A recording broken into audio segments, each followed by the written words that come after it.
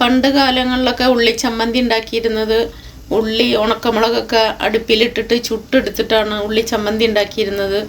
അതും അമ്മിയിലൊക്കെ ഇട്ടിട്ട് അരച്ചിട്ട് പിന്നീട് അത് അമ്മയിലിട്ടിട്ട് അരക്കൽ മാറിയിട്ട് മിക്സിയിലിട്ടിട്ട് അരക്കലായി. ഇപ്പോൾ അടുപ്പും ഇല്ല ചുട്ടെടുക്കാനായിട്ട്. എങ്കിലും സ്റ്റൗവിൽ വെച്ചിട്ട് ഒരു വിധത്തിൽ അതേ ഒരു ടേസ്റ്റിലൊക്കെ ഉണ്ടാക്കി എടുത്തിട്ടുണ്ട്. നല്ല ടേസ്റ്റ് ഉണ്ട് കഴിക്കാനായിട്ട്. എങ്കിലും മുന്നത്തെ അത്രയും ടേസ്റ്റ് ഉണ്ടെന്നൊന്നും പറയാൻ പറ്റില്ല.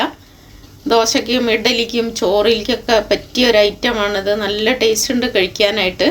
അപ്പോൾ എല്ലാവരും മസ്റ്റ് ഇതൊന്ന് ട്രൈ ചെയ്ത് നോക്കണം.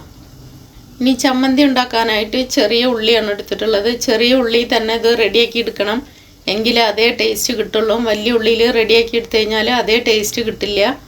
അപ്പോൾ ചെറിയ ഉള്ളി കുറച്ച് എടുത്തിട്ടുണ്ട്. ഒരു 5 ഉണക്കമുളക് എടുത്തിട്ടുണ്ട്. ഒരു ചെറിയൊരു കഷ്ണം ഇഞ്ചി എടുത്തിട്ടുണ്ട്. അതിങ്ങനെ ഒന്ന് ചെറുതാക്കി ഒന്ന് മുറിച്ച് വെച്ചിട്ടുണ്ട്. പിന്നെ കുറച്ച് പുളിവെള്ളം എടുത്തിട്ടുണ്ട്.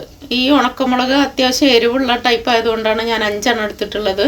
നിങ്ങൾക്ക് എരിവില്ലാത്ത ടൈപ്പാണെങ്കിൽ ഒരു 6 7 ഒക്കെ എടുക്കാം കേട്ടോ. അല്ലെങ്കിൽ കുറച്ച് എരിവുള്ള മുളകും പൊടി ഇട്ടുകൊടുത്താലും മതി. ഇനി ഇത് റെഡിയാക്കാനായിട്ട് സ്റ്റൗവിൽ ഒരു ചീനച്ചട്ടി വെച്ചിട്ടുണ്ട്. അതിലേക്ക് ആദ്യം ഉണക്കമുളകാണ് ഇട്ട് കൊടുക്കുന്നത്. തണ്ടോടുക്കനെ തന്നെ ഇട്ട് കൊടുക്കുന്നത്. ഇനി വറുത്തെടുത്തിട്ടാണ് ഇതിൻ്റെ തണ്ട് ഞാൻ പൊട്ടിച്ച് കളയുന്നത്. അപ്പോൾ ഇതൊന്ന് ചൂടായിട്ട് വരണം. ഒന്നൊരു ക്രിസ്പി ആയിട്ട് വരുമ്പോഴാണ് ഇതിലേക്ക് വെളിച്ചെണ്ണ ഒഴിച്ചു കൊടുക്കുന്നത്. വെളിച്ചെണ്ണ തന്നെ ഒഴിച്ചു കൊടുക്കണം. വെളിച്ചെണ്ണയിൽ ഉണ്ടാക്കിയാലേ നല്ല ടേസ്റ്റ് ഉണ്ടാവുള്ളൂ.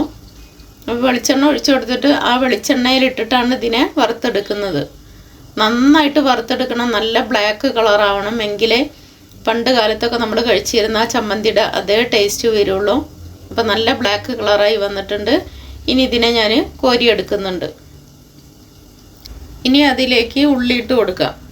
അതേ ചട്ടിയിലേക്ക് തന്നെയാണ് ഇട്ട് കൊടുത്തിട്ടുള്ളത്. കുറച്ചും കൂടിയും വെളിച്ചെണ്ണ വേണമെങ്കിൽ ഒഴിച്ചു കൊടുത്തിട്ട് ഇനി ഇതിനെ നന്നായിട്ടൊന്ന് വഴറ്റിയെടുക്കാം.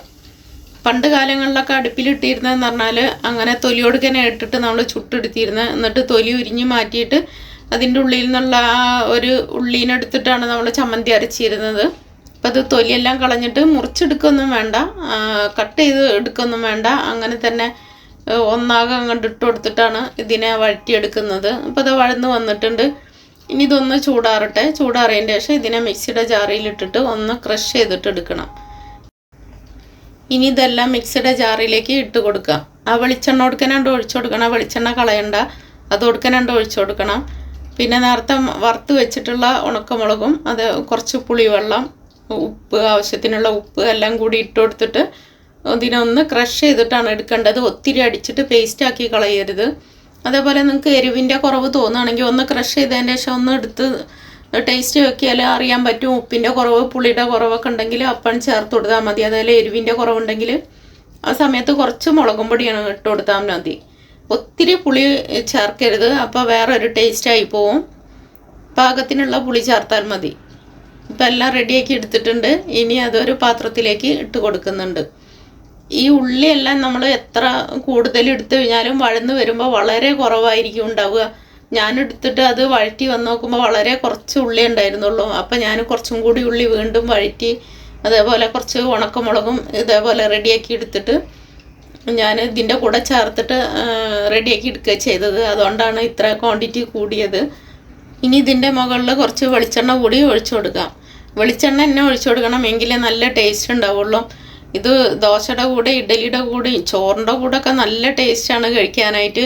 ഇത് ഉണ്ടാക്കിയിട്ട് ഒരു പാത്രത്തിൽ നന്നായിട്ട് അടച്ചു വെച്ച് കഴിഞ്ഞാൽ ഒരു 1.5 ആഴ്ച വരെയൊക്കെ എനിക്ക് ഇരുന്നിട്ടുണ്ട്. 1.5 ആഴ്ച വരെയൊക്കെ ഞാൻ റെഡിയാക്കിയിട്ട് ഒരു പാത്രത്തിലാക്കി വെച്ചിട്ടുണ്ടായിരുന്നു. അപ്പോൾ 1.5 ആഴ്ച വരെ എനിക്ക് ഇരുന്നിട്ടുണ്ട്.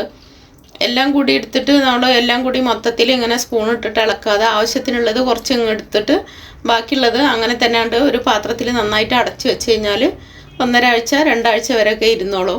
അപ്പോൾ എല്ലാവരും മസ്റ്റ് ഒന്ന് ട്രൈ ചെയ്ത് നോക്കണം.